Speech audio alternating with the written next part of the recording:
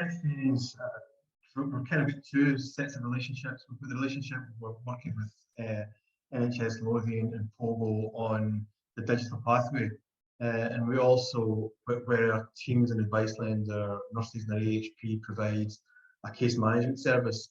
And that's to provide people with the time and space that perhaps they can't get from a GP because of the pressure on them over a 12-week period, a number of telephone conversations where people have got time to explore with us what's happened in their lives, how they deal with it, be aware, and I guess come to terms with some of the symptoms that emerge from COVID-19.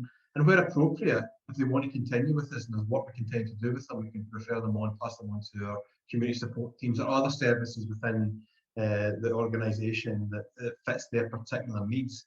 With I guess with a focus about building confidence and ability for them to take a degree of control of a condition.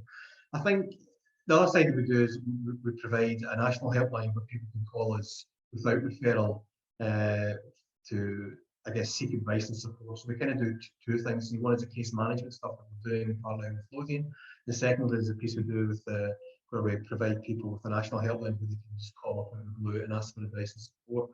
I guess the feedback I get from the team internally and what I hear from the evaluations we've done, initially I think when we set up the helpline is the frustration that people felt they weren't getting the adequate response that they felt they needed from colleagues in the NHS. I think Tim's already explained part of that is that our knowledge and understanding of the condition itself is still emerging.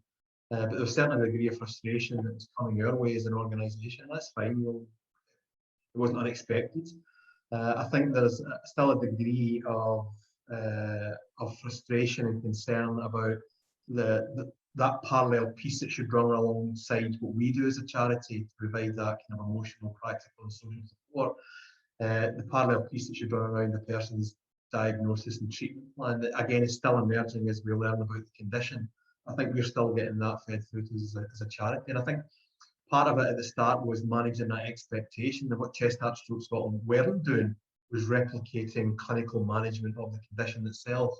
And there was probably a comms lesson in there for us as an organisation, and certainly a comms lesson in there for partners at the Scottish Government level about how do we ensure that people were aware of what it is we were doing as a partnership.